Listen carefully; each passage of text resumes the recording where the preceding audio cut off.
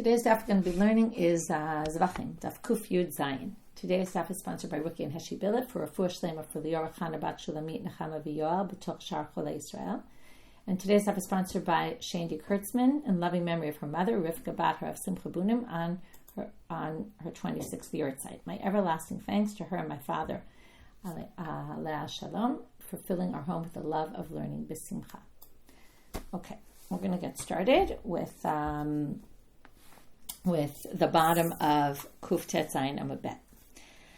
So we ended yesterday, and I'm going to go back now to a bright. First, we started with the Kochim Kalim Nechalim B'chol Machane Yisrael. Okay, you can eat Kochim Kalim anywhere in Machane Yisrael.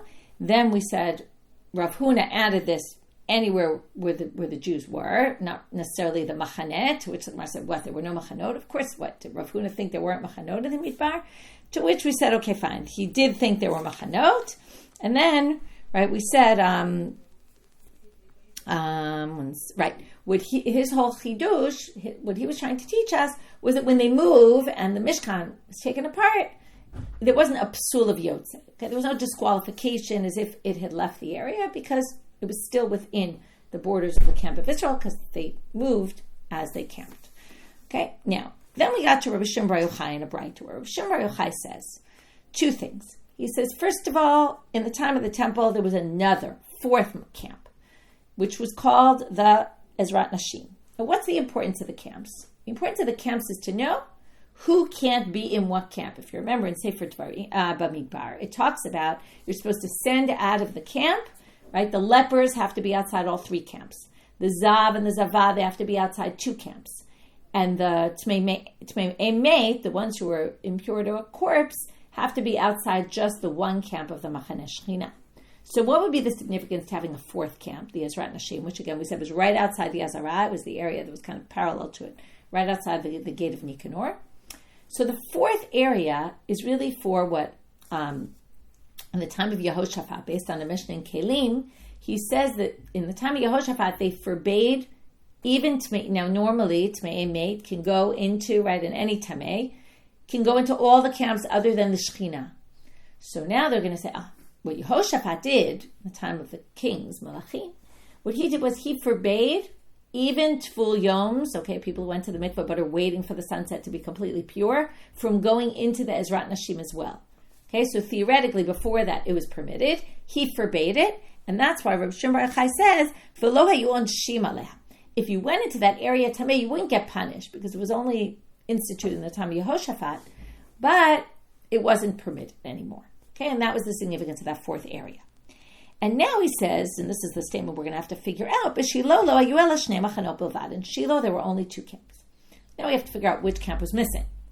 So Heminayu lo hava, which was the one that they got rid of, and then how did it work? Amar Rabba, Mistaber de Machaneh Levi I'm right at the very bottom of Kuf Tet Zayin and Amud Bet. Mistaber de Machaneh Levi it must have been that the Machaneh Levi existed. Why? Well, it's the Isa Kedatach Machaneh Levi lo havi. If you think there was no Machaneh Levi, Nimtzeu Zavim Utmei Mitim Mishtachim Chutz LeMachaneh Echad. What would be the issue then? The Zav and the Tmei Met. According to the Torah, right, the Zav can't be in, has to leave the Machaneh Levi, the Machaneh Shechina and Machaneh Levi. And the Tameh has to just leave Machaneh Shechina.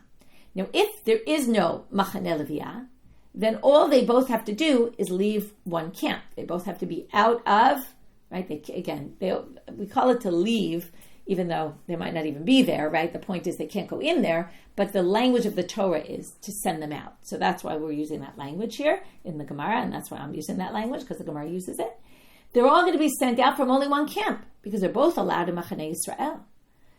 And, okay, so what? Well, HaTorah Amra, V'lo yitam'u et machanehem. When it talks about sending them out, it says send them out, michutz l'machaneh, outside the camp. And they shouldn't make impure your camps, plural. Notice it doesn't say your camp. From there they learn te machaneh lezeh or machaneh lezeh. This one can't be in that camp, and this one can't be in that camp, which basically means they have to be sent out of different camps. One of one and the other of two. You can't have it that there's no Machaneh Levi because you won't be able to fulfill that pasuk. So it can't be that in the time of Shilo there were only two camps, and those two camps were Machaneh Shechina and Machane Yisrael. There must have been Machane Leviah. Okay. Well, Amalei Rava, so that was Rabba with a hey. Amalei Rava, Rava says, well, Elamai, so what are you saying then? There has to be Machane Shechina, there has to be Machane Leviah, but then there's no Machane Yisrael. So Rava says, Elamai Machane Yisrael lo hava. We're going to have another problem. Nimtzeu zavim u'metzoraim mishtachim lemakom echad. Well then, right, what's going to happen? So the Tmei Emet are allowed to be in the Machane Leviah. The Zavim are not. Okay, so there we distinguish. That's good. But now we have the Zavim and the Mitzoraim in the same camp. Okay, and we're going to see in a minute why that's a problem. HaTorah Amra Badad Yeshev. The Mitzorah has to be left. Now, this is not in the Psukim in Bamidbar, where it talks about sending people outside the camp in chapter 5. Now we're moving to Vayikra, where it talks about all the rules of the Mitzorah, of the leper. So it says there, Badad Yeshev, he has to sit alone, or she has to sit alone. Shilo Yeshev Tameach Yerimo, that no one impure can sit with them, meaning only lepers are outside that camp. So now we're stuck, because now we have outside Machane Leviah are lepers and Zavim, and then the lepers and Zavim are together, and they're not allowed to be according to that pasuk.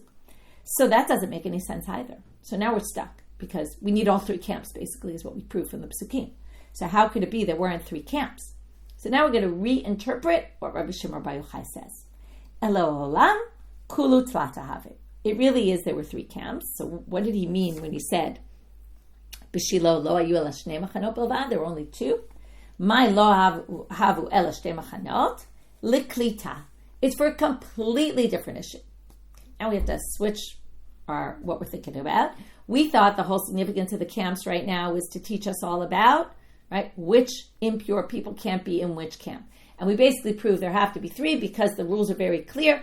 This one it has to leave one, this one has to leave two, this one has to leave three, and that one has to be alone, and it all just didn't work out. So we say this all has to do with what we call the Ir Miklat. Okay, if you remember from Masechet Makot, it's all about the refuge city. Now you might remember this. There were 6 refuge cities, but in actuality there were really 48. Because every Levite, the 6 cities were Levite cities. There were altogether 48 Levite cities. So the 6 are mentioned in the Torah, Levite cities. But in addition, all the Levite cities can be used for refuge. Okay, what's the refuge for? For someone who accidentally or unintentionally killed somebody and is now running away for protection from the relative who wants to kill them, right? The relative of the deceased is chasing them, and they need a place where they're protected. As long as they're in the borders of the city, they're protected. Always Levite cities. So now what are we going to say? There were only 2 machanot for klita, meaning there was no refuge area. The Machane Leviah in the time of Shilo was not used for refuge purposes. Okay? That's a whole question why that is, which, by the way, leads me to, we're going to leave this question unanswered right now, why there would be such a thing.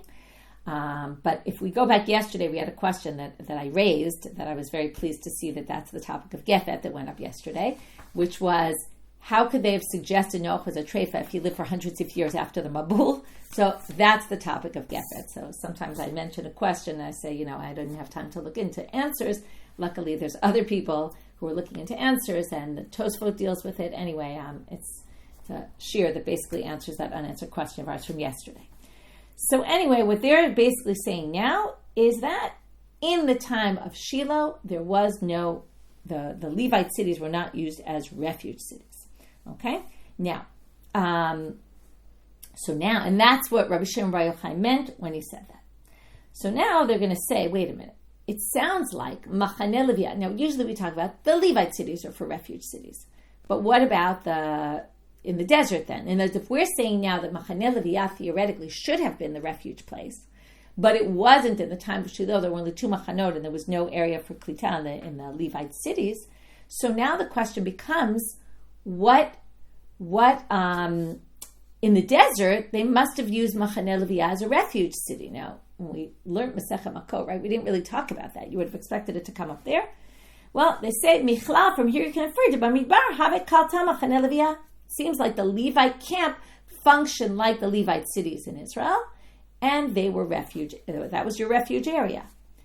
So they say, and it's like a question, like, whoever heard of that? To which the Gemara says, in fact, yes, it's true. They did serve. So it was asked as a question, the fact that he's saying in Shilo it didn't work that way, but, right, it sounds like in the desert it did work that way. So they say, How do we know this? V'hatanya, there's a brayta that says, V'samti lecha makom b'chayecha. Okay, this is in Sefer. This is actually interesting. It's a quote. It's a reference to the refuge cities that comes up in Parshat Mishpatim. Usually when we think about the refuge cities, if you remember, there's a whole section in Bamidbar Lamed Hey, chapter 35, and in Devarim, chapter 19. But here, so here, they didn't. They're using a different pasuk entirely in Sefer Shemot, and the pasuk is, like I said in Parshat Mishpatim, Asher lo tzada ve'Elohim mina liyado. We actually had a whole big drasha about this in Makot, but not the second part. V'samti lecha makom asher yanu shama. We're now going to darshan those 6 words. I will put for you a place where they will run to there. So how do they darshan this? And how exactly these drashot work? There's also some girsa issues. It's a little bit complicated. It's not so clear, I would say, but let's try. Samti lecha makom. So God is talking to Moshe, presumably, and b'chayecha, in your days. Okay, some people says this means the machaneh leviyah. Some people think this means actually in your days because Moshe sets up 3 on the Transjordan area. Makom mikomcha. What is makom? The place. So God's saying, your place. What's your place? Moshe was a Levi. Where you live. That's what's going to be the refuge in Machaneh Leviyah. Asher yanus shama, that they'll run to there. Again, it's a little unclear in this one where it's coming from, but maybe from the there. Milamed maglim bamidbar. From here you learn that they went in the desert even. Okay, that I guess going there means going there right now. You could go there. Lahechan golim lamachaneh leviyah. Where was that? And it was in Moshe's territory, which basically means when you get into the land. But now that they're saying Shama, even now you can go there. That would be in the machaneh leviyah. And the machaneh leviyah functioned as refuge space, but what was defined, I guess what they mean in Shilo. Now that I think about it, I'm just trying to think. Just want to check one thing. Right, I guess what they're saying, yeah. They had Arei Miklat. I guess in the time of Shilo, the Machaneh Leviyah was not the Miklat, but I guess I assume what was the Miklat was the, right, that's the point, yeah. So here, Rabbeinu Hananel says this. I knew there must be some. In the time of Shilo, it wasn't that there weren't refuge cities. There were refuge cities already. They were in the land, so they didn't need the Machaneh Leviyah to function. And what's the Machaneh Leviyah? It's right the borders around in Shilo. Right, each time the borders were a little different. What exactly is considered Machaneh Leviyah? So it was considered Machaneh Leviyah for the purposes of impurity. Was not considered Machaneh Leviyah for Klita. That's the main point. That already it didn't function as a refuge space because they had the Levite cities as refuge spaces. Okay, that makes more sense. That was what was not fitting in my head, like what they do all those, right? It was many years, right? 369 years of time, but they had the cities and they didn't need the Machaneh Leviyah anymore. Okay, so now we're done with this section and we have one last thing to say, which is Mikan Amru Ben Levi Shahara Golem Mipelech Lepelech. Now that we say that Machaneh Leviyah, okay, or some people say we get it from the Pasuk, but again, there's a bit of a debate where we learn this from, but if Machaneh Leviyah functioned as a refuge space in the time of the desert, it's not like there were different cities. So we can learn from here that if a Levite, kills someone accidentally, they go mipelech lepelech. They go to a different village, like a different city. Ve'im galala, this is really what they're learning from here, in galala pilcho, but if he actually stayed within his own city, some people say, but moved to a different neighborhood, let's say, pilcho kolto, his own city can accept him. And this we see because in the desert, it was all like one city, one area, and yet it worked to accept the Levites. Mikra, what's the pasuk where you can learn this from? Amarav Acha, Bered Rav Ika, Ki Be'ir Miklato Yeshev. Now we're going to the verse in Bamidbar 35. It says, you're supposed to sit in your refuge city until the Kohen Gadol dies. But the way they darshan this is, Ki Be'ir Miklato Yeshev. If you take it out of context, it reads like this. In his own refuge city he dwells. So what do they say here? Oh, it means a city that already absorbed you, meaning you live there, can even function as a refuge city. Now this is what we call b'di'evet, post facto. It's not really ideal, but you are protected in your own city. You should really, and this we talked about when we learned about Yom Miklat, there's two things going on. One is it provides you with refuge. Spent a long time on this in Makot. It provides you with refuge. On the other hand, it's also punishment. You have to go be exiled. That's why the chapter there is called Elohim Golin. They go to exile. So you're missing the exile part here, but you do still get the protection. But ideally, you should get some sort of punishment, which is having to go to a different city. But the Levites who stay in their own city are actually protected. Okay, that was a complete aside because we got into this whole thing of Rabbi Shimon and Bar Yochai. We were talking about the camps because we had to know who could eat where, right? From there, we got into, number one, the Ezrat Nashim, right, which was this added one in the time of the temple, and in the time of Shilo, there were only two. We thought it had to do with our topic. It turns out it had nothing to do with our topic. It had to do with the Levite camp did not work as a refuge city. Okay. We already, if we just summarize for a quick second, we have three issues that these machanot are important for. One is where kachim kalim and kachim are eaten, right? Where you border the camps affects what's eaten. That was our topic. From there, we got into who's impure, who can't be, right? Which impure person can't be in which camp. And the third is this issue of the refuge cities, which is kind of a new thing that we didn't really know before.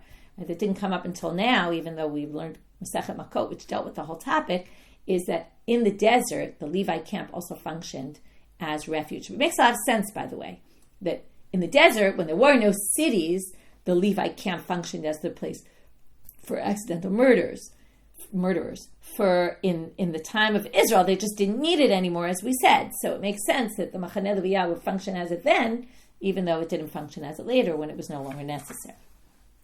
Okay, now we're going to get into this big, I would say somewhat complicated Braita. We're going to have 5 opinions. What's complicated about the 5 opinions is that they're not actually all talking the same language and about the same things, and there's a lot of missing details here also, which kind of, as the sugya goes on, they start to fill in a little bit, and the commentaries also debate exactly what details are needed to fill in, which makes this a little bit complicated.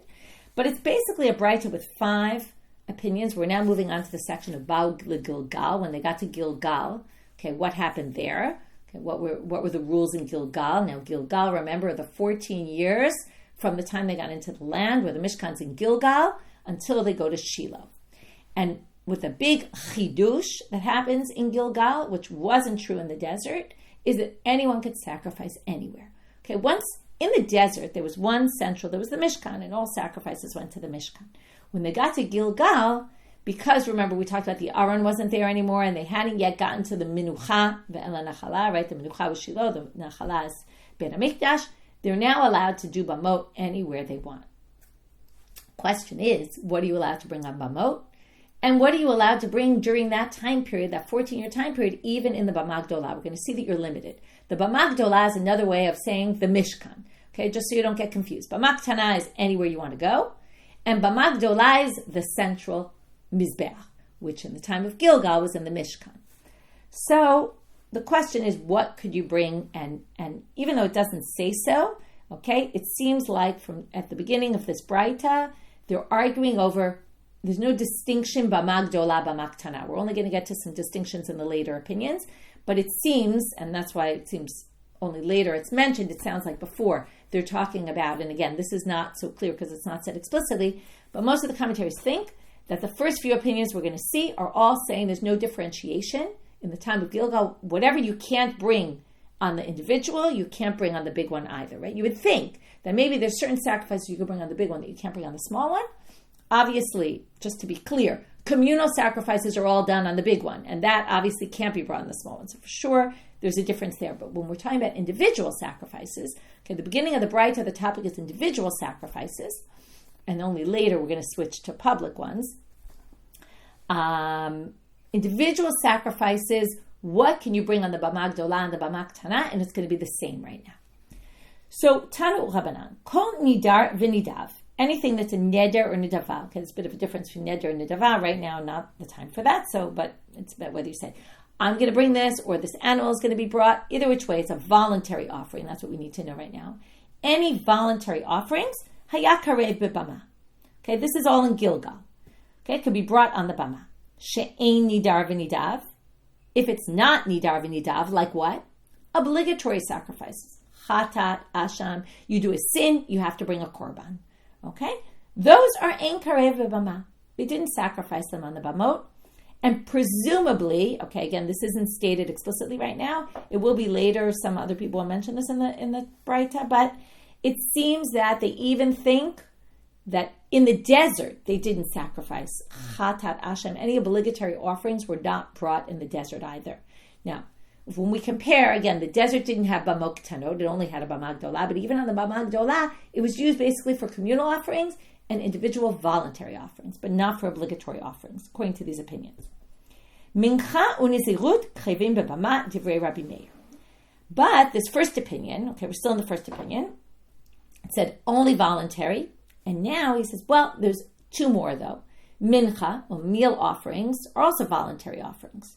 So meal offerings could be brought on the bamot also, and also you have to remember, meal offerings also were brought with the Ola and Shlamim also. So remember, there's nisachim and right, there's libations and meal offerings that go with it. Okay, so, or in some of the cases.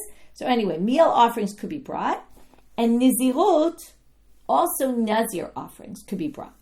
Okay, the nazir brings 3 sacrifices, if you remember. Okay, a regular nazir brings a chatat, a shlamim, and an ola. Okay, those 3. If the nazir becomes impure, they bring an asham, a chatat, and an ola. So these sacrifices you could bring. Why? Aren't they obligatory? If you're a nazir, you have to bring these sacrifices at the end of your zirut, or if you become impure to a dead body, you have to bring those sacrifices. They sound obligatory. Well, Rabbi Meir says, what is nizirut?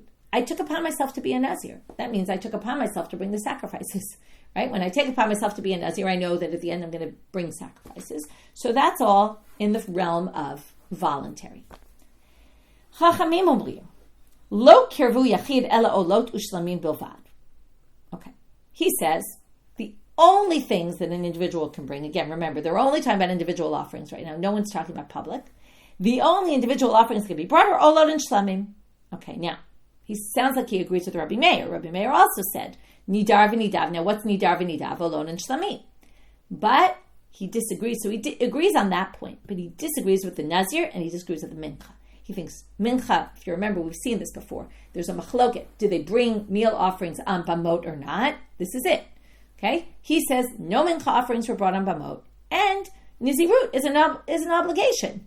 Yes, it's true. You took it upon yourself, but you took it upon yourself so you didn't, not to drink wine, not to be impure to the dead. As a ramification of that, you now have obligatory offerings. Those are obligatory. You don't bring them. That's opinion number 2. Rabbi Yehuda Omer. Now, those two were talking the same language and the same, right? Now we're going to get a little complicated because you would expect if there's Braita with 5 opinions, right? We've often seen Braita with 5 opinions. I could even go all the way back to Brachot, the first Mishnah about when people, when the time for Arvit is. So there's, if you might remember, on Daf Bet Amud Bet, there's this long Braita with like 5 different opinions. At what exact time do you say Arvit? And there's 5 different opinions. Would people eat their food with salt? Would people do that? Like all different. So, they're all basically speaking the same language and, just saying different opinions. This is much more complicated because there's 5 opinions, but they're not exactly in the same language and it's not clear exactly what their debate is. So Rabbi Yehuda Omer. Okay. The other confusing thing, which we're going to get to soon, is that there's Rabbi Meir, there's Chachamim, then there's Rabbi Yehuda, then there's Chachamim again, which is a little bit strange. And the Chachamim the second time almost sounds like they're saying the same thing as the first time. So again, it's going to get confusing. The Gemara only in the next stop is going to say, okay, what's the difference between the rabbis and the rabbis here? Like, obviously there's 5 opinions, so these rabbis are not saying the same thing as those rabbis, even though it sounds like they are. And then we're going to have Rabbi Shimon, who Rabbi Shimon seems to be talking about something completely different. He's going to move into communal offerings. So Rabbi Yehuda Omer. And by the way, Rabbi Yehuda already brings in Tzibur here. Everything that the community or individuals did in the desert, okay, the first thing he says is everything, whether it's communal, individual, that was done in the desert was also done in Gilgal. Gilgal is basically a continuation of what happened there, other than the fact that, okay, we're going to say right now, I shouldn't say it yet, there must be some difference. So what's the difference, he says? Well, this already we mentioned, right? There were no heter bamot before. You couldn't just do it anywhere you wanted in the desert, but you could when they got into the land. Second, ubamato sheberosh gago. Okay. Let's just go back. All moed shebebar lo hayu bamot mutarot, and all moed shebegilgal hayu bamot mutarot. I just didn't read the second part, which is, and in Gilgal they were. Ubamato sheberosh gago lo yamakliv aleha ela ola ushlamim. Now, it sounds like he's saying the same thing as everyone else, right? But note what he says. Another difference is that the bama berosh gago. Now, this isn't a difference between Ol Moed and the Midbar and Ol Moed and the Gilgal. There's one main difference, which is there are bamot. And now, what's the difference between those bamot and the central bama? Okay, this is key to understanding how he differs from everyone. In the bamot on the top of your roofs, okay, the ones you do there, you can't do only ola and shlamim, meaning you can only do ola and shlamim. You can't do asham and chatat, the obligatory. But what does it sound like he's saying? Which he is saying. You can do asham and chatat, obligatory offerings, in Gilgal, in the Bama Gdolah. So he basically says, and presumably he thinks that in the desert as well, because he says there's no difference. So what he's adding here, okay, in other words, before this we had neder and nidavai, everyone agrees you do. Obligatory, no one thinks you do. The machloka was the mincha and the nazir. Now he's adding, okay, he doesn't really talk about the mincha and the nazir, okay, but presumably he's going to say not in the Bama Yachid and yes in the Bama Gdolah. And the chovot, he's going to say you can do in the Bama Gdolah, because he starts with this big differentiation. Right? The first two opinions seem to think that whatever gets done on the small ones is the same thing as the big ones. There's no difference. So he says obligatory can be done on the Bama Gdolah. The Chachamim omrim, and they come to disagree with Rabbi Yehuda. Here's the second Chachamim. Kol shatzibor makrivim ba'ol moed shebamidbar, makrivim ba'ol moed shebigilgal. Okay, so far it sounds like he's saying the same thing. Ol moed in Gilgal is the same as ol moed in the desert. But here he adds his difference. Vikan lo kirvu yachid ela ola ushlamim bilvad. He says, but only voluntary offerings, both in the Midbar and in Gilgal, and in the big and the small. He thinks there's no differentiation. There's no chovot brought. Okay? Now, this sounds very much like the first Chachamim, because that's exactly what the first Chachamim said. So, like I said, the Gemara in tomorrow's daf is going to say what's the difference between them. You're going to have to wait till tomorrow, because we're going to go part by part in this Braita once we finish it. What we're going to do is we're going to read the whole Braita, and then we're going to start explaining, okay, what's the source for Rabbi Meir, what's his disagreement with the rabbis, and then we're going to go, what's the source for the rabbis, and that's where we're going to end today. Okay, the rabbis who disagree with Rabbi Yehuda, and then we're going to get to, we'll have the rabbis differ from the other rabbis. The Rabbi Shimon Omer, Af tzibor lo ikrivu ela psachim, turning now to Amubet, v'chovot shekavu alaim zman. He, as I said, is talking about a completely different topic. He wants to know, what does the tzibor bring? Now, you would have thought, okay, what are korbanot tzibor in general? Mostly, korbanot tzibor are the korban ola, the korban tamid, the everyday offering, which is an ola. That's why I said ola. All the musaf offerings, right? All the ones you bring on the holidays, Rosh Chodesh, all those offerings. So what does he say?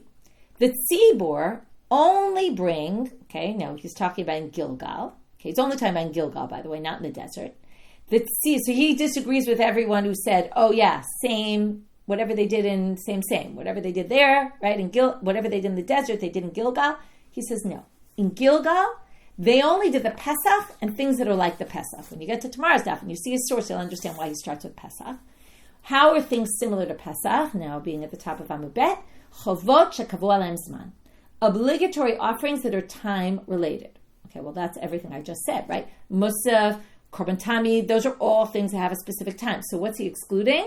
So Rashi helps us on this one. If you look at Rashi on the previous page, he says, Par helim dever sirei avodah zarah. Okay, going back to something we spent a lot of time on in Masechet Horayot, and since then even, the Par helim dever shel tzibor, either for any sin or for avodah zarah, where there's seirim also, there's par and seir, those have no time associated with them. So if everyone sins erroneously based on the court, and they do this mistake based on the court's mistaken ruling, there's no way to bring it in Gilgal. For those 14 years, you couldn't bring them.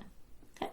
And that he learns, we're going to see, from a pasuk about Pesach and about Gilgal, about something that happened with the Pesach in Gilgal. Okay, so that's your hint for tomorrow, we'll get there. So now, that's the end of the Braita. So again, 5 different opinions. We'll try to summarize them briefly. First 2 both agreed only Ola and Shlamim, which also the Chachamim in opinion number 4 agree with. Only Ola Shlamim, only voluntary offerings. But they disagree, the first two, about the Nazir and the Mincha. Rabbi Meir says yes, the rabbis say no. Comes Rabbi Yehuda and basically adds in that even obligatory offerings were brought, but only in the Bama Gdolah. He starts to make a differentiation between what was brought on the big Bama, meaning the Mishkan, and what was brought on the small Bamot. Okay, that's the main thing he basically says right now. So if you want to summarize shortly, that's a very... And we don't know what the rabbis disagree about. With the other rabbis, they seem to be saying the same thing. And then we have Rabbi Shimon, who limits the Korbanot Tzibur, brought in the time, specifically in Gilgal, differentiates from all the others between the desert and Gilgal. And so in Gilgal, there was something unique, that only things like the Pesach, only things that had time, which again, really just excludes the Parlim Davashal Tzibur. My time at Rabbi Meir. So now we're going to start with, okay, what's the reason for Rabbi Meir? Damar Kra. Now we're going to go back to this pasuk that Moshe tells the Jewish people in Sefer Dvarim, chapter 12, which was talked about the chutz and all that. Lo ta'asun kechol asher anachnu asim po hayom. When you get to the land, right, don't do like you did now, okay, what you've been doing, but remember, what does this mean? Only when you get there after the 14 years, okay, but in those 14 years, you're allowed to do what you were still doing now, which is ish kol yashar be'enav. So again, there's a different way to read this, but the way he's reading it is, Amar le Moshe liYisrael, ki alitu la'aretz, when you get into the land for that first part, Yisharot takrivu chavot lo takrivu. You can still do ish kol yashar be'enav. What is ish kol yashar be'enav? It means everyone does whatever they want. What does that mean, whatever they want? Only optional, not obligatory. You wouldn't say, if I have to do something, I can do whatever I want. It's the exact opposite. So, minachot unizirot, yisharot ninu. And what does Rabbi Meir say? Why does he include the mincha? Because the mincha is also optional. And why does he include nizirot? Because Nizirut is also optional. You opt into being a Nazir, and then you're obligated. But the whole Nizirut is opting in. V'Rabbanan, number one, they say, Ein mincha b'bama. They don't think there's such a thing as a mincha on the bamot. And Nizirot, chovot ninu. And he says, Nizirut is obligatory. This we explained when we saw them inside before. We saw it in the Braita. Okay. Now, before we move on to the next two opinions, which we're really going to mostly deal with tomorrow, we have one thing to figure out, which is Shmuel. Shmuel comes and limits this debate. And he's going to start distinguishing. I'm going to review again. The Nazir, what sacrifices does the Nazir bring? A regular Nazir brings a chatat. Right? There's a whole discussion. Why does the Nazir bring a chatat? What did the Nazir do wrong? And some people say you shouldn't have taken upon yourself a vow not to drink wine. It's a bad thing. That was a huge discussion in Masechet Nazir. But he brings a chatat, an ola, and a shlamim. Okay? Just to point out something that's going to be important for the next part of the sugya, which is with the shlamim. You might remember this, you might not. So any shlamim, the Kohen gets the chazeh v'shok, okay, the chest and the thigh. But in this particular shlamim, it's an ayil, a ram that's brought as an offering. With this ram, also the Kohen gets the zroa b'shelah. He gets the arm, they call it cooked, okay? Well, I'm not going to get into that right now, but he gets the arm. So now, okay, that's just a side point, but we're going to get there. So, but note, there's chatat, which is in general, in the category of obligatory offerings. There's ola and shlamim, which are in general voluntary offerings. If the Nazir gets impure, then he brings a chatat and an asham, and he brings an ola. So also, a mix between obligatory and optional. But again, until now, we looked at Nizirut, either we call the whole thing obligatory or we call the whole thing optional. Shmuel starts to distinguish between the types of sacrifices. And he says, machloket bechatat v'asham. The machloket is by the sin offering and the guilt offering. In other words, the whole machloket is these things that are generally obligatory, since they came about based on Nizirut, do we call them optional because you opted into it, or do we call them obligatory? And that's the machloket between Rabbi Meir and the rabbis. Right? Rabbi Meir says, yes, you can bring the chatat and asham, and the rabbis say no. But the ones that could be in general defined as obligatory offerings, since you opted into being a Nazir, and now you bring these offerings, which in general you could bring as optional offerings, so of course everyone's going to say you can bring them. I say of course, but in a minute we're going to have a problem with this. So he basically narrows the machloket to chatat and asham only. Okay, which chatat will only, right? There'll only be a chatat if it's a regular Nazir, and there'll be a chatat and asham if he got impure. But motiv Rabbah says no, this doesn't work with the following Braita, because look at this Braita. Chazev v'shok utchumat lachmei todah. Now, this is a braita that's talking about which gifts do the Kohanim get when the time of Bamot. Okay, in the Bama Gdolah. If you're bringing it in the time of Bamot and you're in the Bama Gdolah, okay, the main central one, what is given to the Kohanim? So they get the Chazev v'shok of the Shlamim, and they get the Trumat Lachmei Todah. This is another thing that goes to the Kohen. If you remember, the Korban Todah was brought with 40 loaves of bread / matzah offerings. Out of the 40 loaves, one of every 10, because each type, one of every type was given to the Kohanim. So that the Kohen gets. That's noagim b'bama gdola ve'ein noagim b'bama ktana. But b'bama ktana, they don't get it. Remember, even a Kohen doesn't need to do the avoda in the b'bama ktana, right? Anyone can do the avoda. Zar can do the avoda, anybody. So they don't get it. But notice what the important part here is. What's missing? If you could bring Nazirite offerings in the time of Bamot, then it should have added the Zroa B'Shelah. If you could bring Shlamim, right? Then you could bring the Shlamim. If everyone agrees that you can bring the Shlamim of the Nazir, then you should have said, Ilo HaZroa B'Shelah Shaira. They left off the Zroa B'Shelah here. They should have mentioned the Zroa B'Shelah also goes to the Kohen. So, Iyamar B'Shlama Ba'ola U'Shlamim Pligi, if you say they have a machloket about the Ola and Shlamim, then it works perfectly, right? We said there's no machloket, Shmuel said. If there was a machloket, one says yes, one says no, then you say, why is it left off? Because Hamani Rabbanani. This braita goes according to the rabbis who say there is no shlamim, because you don't bring shlamim of the nazir. If you say the machloket is chata nashim and they all agree that you bring the shlamim, Hamani, then this source matches nobody, because they left off something very important that goes to the Kohen. If you could bring Nazirite offerings, then it should have gone to the Kohanim. So they have to change what Shmuel said and said, we must have gotten Shmuel wrong. We must have gotten confused. And it's flipped. Okay, they're not going to say we go back to what we thought. We thought the machlokah was all the korbanot of the Nazir. But now we're going to say, Ala'itmar hachitmar. If this is what Shmuel said, he must have said this, because that really makes no sense.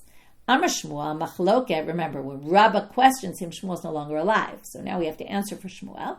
Must be machloket ba'ola u'shlamim. And then it fits perfectly. The machloket is specifically, how do we view the ola u'shlamim offerings of the Nazir? Are they obligatory ola u'shlamims, in which case you can't bring them? That's the rabbis. In which case that fits with that braita who left the El Nazir, right, the Zroa B'Shelah off the list. Or do you say, no, right? The Rabbi Meir says you do, and that's just not fitting with that braita, and that's the machloket. Aval b'chatat v'asham, what are we going to say then? If the machloket's only ola and shlamim, what are we going to say by the sin offering and the guilt offering? Divrei hakol chavot ninu v'lo karvei.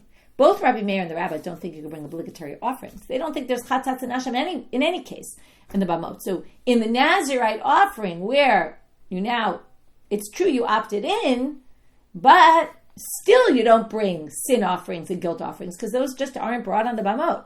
And those are more obligatory by nature. So that's the machloket between them in the Ola and Shlamim and not in the Chatav Yashim. So we have one way of reading Shmuel. We said it doesn't work, so we flipped it. Okay, last line for today. Amar Mar. Chachamim omrim kol shatzibor makravim ba'ol moed.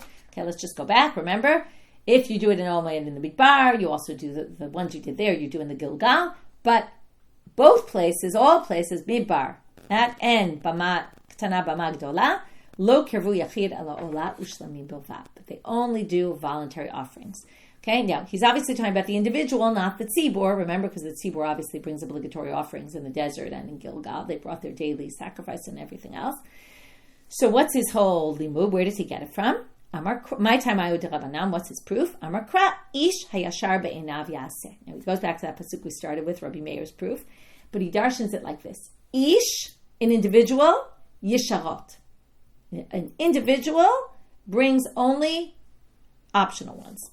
Ish yisharot hu delikriv chavot lo likriv.